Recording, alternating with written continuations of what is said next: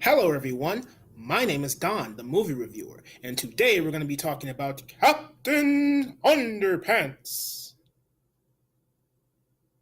Hi, I'm George Beard, and this is my best friend Harold Hutchins. We just make comics and try to make each other laugh. And this old guy is Mr. Crook. George Harold! He's the worst principal in the world. I'm going to have you two placed in separate classes.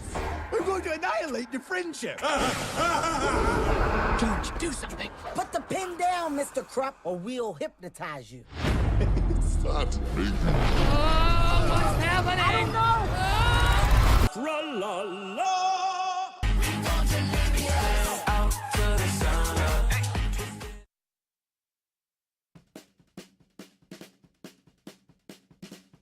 George and Harold, who are best friends, create comic books about a fictional superhero called Captain Underpants.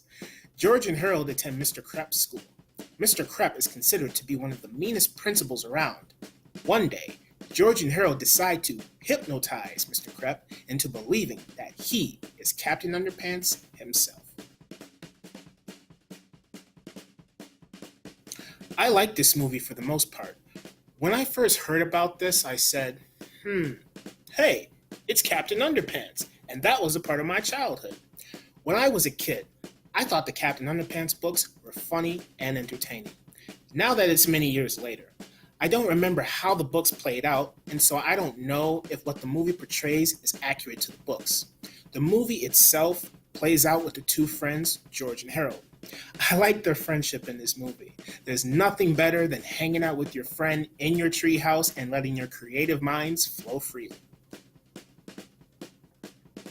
George and Harold's friendship is the focal point of this movie. Their friendship reminded me of a friend I once had in high school. And the funny part about that is, my friend and me, we used to create comic books too. But we just didn't have a cool treehouse. The second part of this movie is about Mr. Krepp transforming into Captain Underpants by way of mind manipulation. I enjoyed this section of the movie. All the jokes were funny, and it was hilarious seeing a grown man walking around in his underpants. You could say that a lot of the movie present in this movie is just juvenile. Take to the sky like an ostrich! But honestly, some of the jokes do work, and I would say that from the beginning to the middle section of this movie is where all the comedic gold lies. But then the third act comes into play with a twirl of the mustache kind of villain, and it's at that point when everything in this movie becomes garbage. Now, I know this is a kid's film, so I shouldn't take it too seriously. But the third act ruins everything the previous two acts did so well. The first two acts in this movie were executed perfectly. The first act set up George and Harold's friendship, how they played pranks on people together, and how they were completely inseparable. The second act set up the transformation of Mr. Krepp into Captain Underpants. All of that stuff was hilarious. It was very entertaining seeing a grown man walking around in his underpants and fighting inflatable animals. There was also a sock bit in here, and I thought it was very creative. But then, all of that stuff just goes down the toilet with this twirly-whirly kind of villain, and then it's just back to basics. Kevin Hart plays the voice of George. Now, I'm not a big Kevin Hart fan, so at first, when I heard his voice, I said, oh brother, I do not want to listen to this guy for an hour and a half. But as the movie progressed, Kevin Hart's voice acting really didn't bother me all that much. You're just left wondering why a little kid sounds like a grown man trying to sound like a little kid. Thomas Middleditch. Never heard of this guy. So his voice acting didn't bother me. But he also sounds like a grown man trying to sound like a little kid. Why these studios don't get actual kids to play these voices, I don't know. They should though. It's just a thought. Ed Helms plays the voice of Mr. Krepp and Captain Underpants. I would say that Ed Helms' voice acting here sticks out above everybody else's.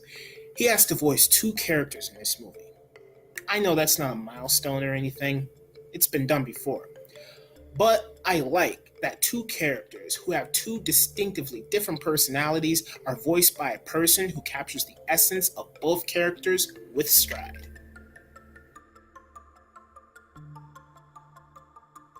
The first two acts of this movie were good.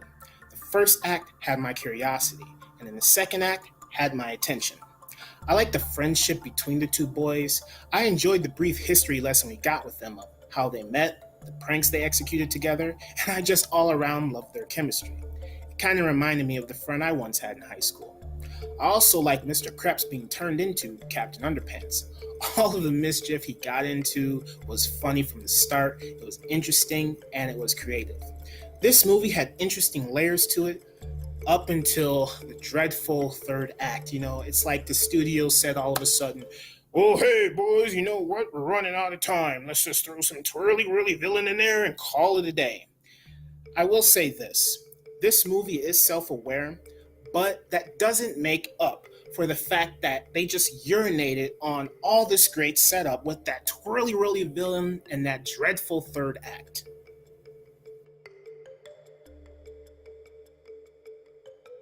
I give Captain Underpants, the first epic adventure, a C+. I had fun with this movie for the most part. The setup was good, the first two acts were interesting and funny, Ed Helms did an amazing job with his dual voice acting, the animation wasn't so bad to look at, especially during that very creative sock scene. But ultimately, this movie became a turd during its third act, with all of the intriguing setup that they just built thrown out the window, then picked up off the street, and then flushed down the toilet. So as always, thank you for watching, and I'll see you next time!